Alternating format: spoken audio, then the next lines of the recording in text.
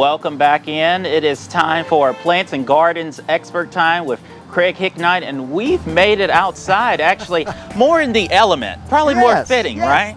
We've actually got plants around us today, not just a studio. You know, the backgrounds get fancier by the day, right? All right, let's start off. So this first one says, I gathered seeds from coneflowers. When and how deep do I plant them?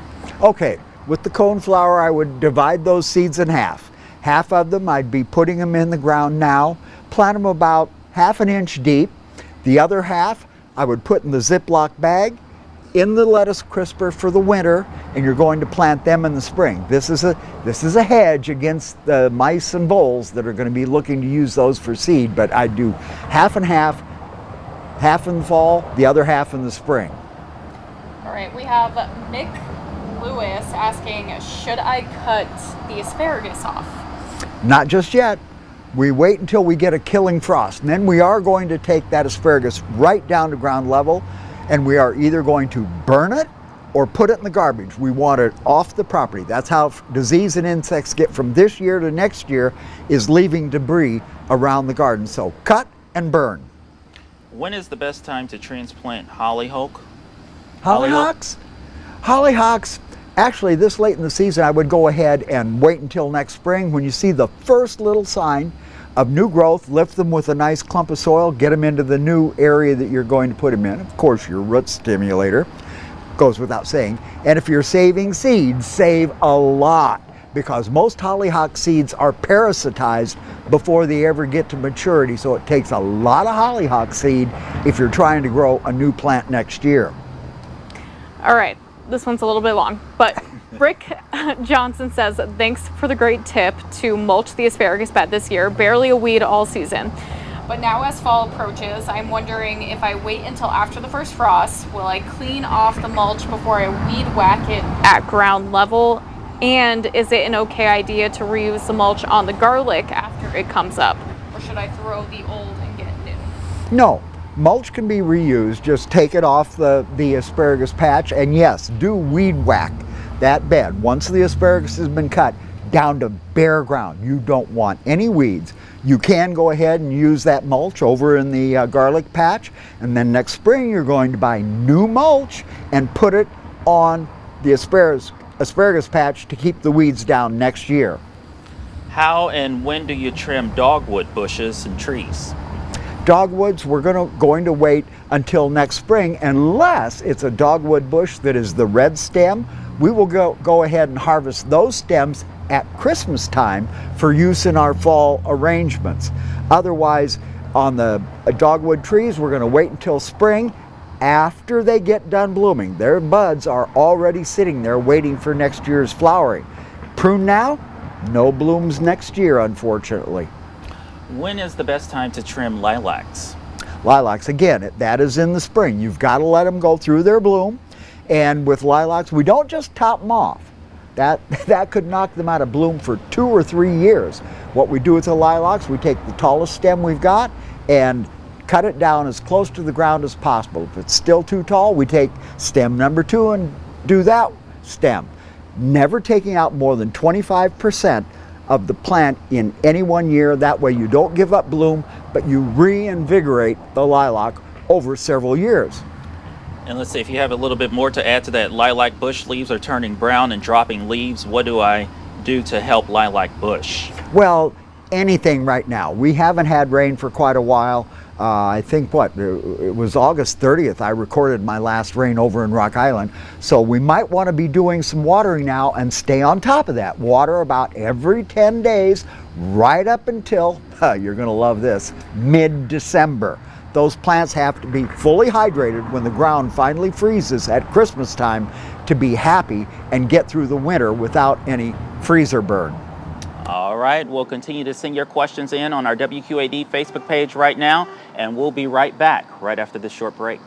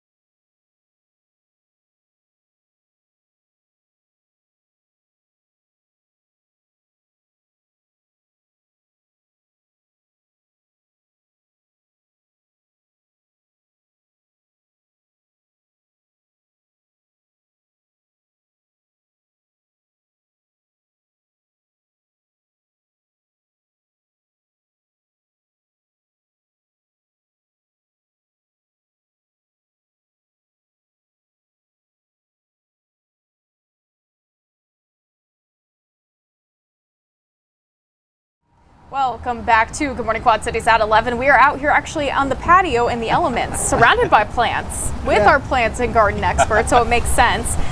So Craig Hignight is taking your questions right now. We're live on Facebook. But first I do want to talk about, we're kind of entering into the chillier seasons. People are going to kind of start to bring in their plants. This is not going to last forever, Exactly. kids. Yeah. And now is the time. You should be planning ahead.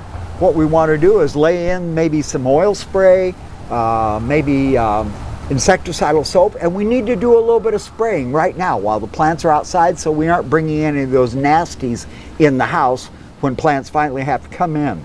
Maybe move your plants up to a little shadier area. You can't give them as much light in the house as they're getting outside, so get them used to a little lower light before you bring them in, and definitely protect them from fall rains. You don't want your plants super saturated outside and then move them in the house.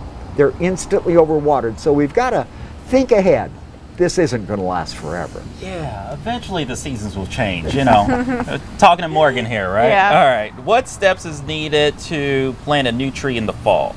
Okay, it's like any other time of the year. You're going to dig a hole only as deep as the soil in the pot, 3 times as wide as the diameter of the pot. You're going to add some organic matter to that soil you've taken out of the hole, not more than about 20 to 25% addition. We don't want to make a pot that the plant doesn't want to grow out of. Then we're going to backfill, and I like to, when we get close to having the hole full of soil, I wash some of that potting soil off the crown of the plant down into the soil. It's good organic matter. So you've got soil clearing around the plant when it's finally finished, and of course, what's the word? Root stimulator when you put the plant in the ground. All right, we have Chris asking, what are your thoughts on putting salt around asparagus to control weeds? Well, that's what we always did when I was a kid. You made homemade ice cream, you took that super salty water and you dumped it on the asparagus patch. Yes, it killed off the weeds, but it also causes your soil to what we call deflocculate. It just turns into a muddy mess. So, you know, put the salty water down the drain, keep your asparagus bed mulched to keep weeds under control. What is the best time to cut off black-eyed Susans and coneflowers? Well, there again, every day that we get this kind of weather, they're putting food down for next year's flowers. So I'd let them go until they get killed by frost before I finally cut them off and cleaned off the bed. We have Barry asking, why do my zucchini stems and cucumber stems turn yellow and start to rot? Okay, there are so many diseases out there, and this is one of those things where you've got to spray proactively before you ever see the problem. You might want to invest, and I know a lot of people don't like to hear this, some fungicide and insecticide early in the season to go ahead and keep these plants healthy as long as possible through the season. When can we trim our walnut trees? Well, if you're making a cut right at the ground, anytime. But no, walnuts are like any other tree. Right now, I don't like to see a lot of pruning done because it can reinvigorate the tree and it puts on new growth that might not survive the winter. So I would wait until we get at least to the point that the ground is almost freezing before we start into this pruning. All right, I think we have time for one more. So Chris asks, I have a butterfly bush in a pot. Should I leave it outside over winter or bring it in the house? Neither one. What you're going to do with that butterfly bush is bury the entire pot in the ground. They don't make a good house plant. They are not going to survive in a pot because of that freeze thaw with our erratic winters. Put it in the ground, let Mother Nature freeze it down, maybe mulch it really well. Next spring, you can dig it back up, repot it, and we're going to keep our fingers crossed that it makes it through the winter, but it's going to be much safer in the ground than sitting around your house. All right. Well, thanks as always, Craig, for joining us. Maybe we'll be in your backyard next week or something. I don't have a backyard. I'm in a second-story condo now. All right. Well, this will do, right? Okay. Well, we also thank you for sending in your questions every Wednesday. You can head to our WQAD Facebook page, and that's where we have them answered. We will be right back with more GMQC at 11 after this.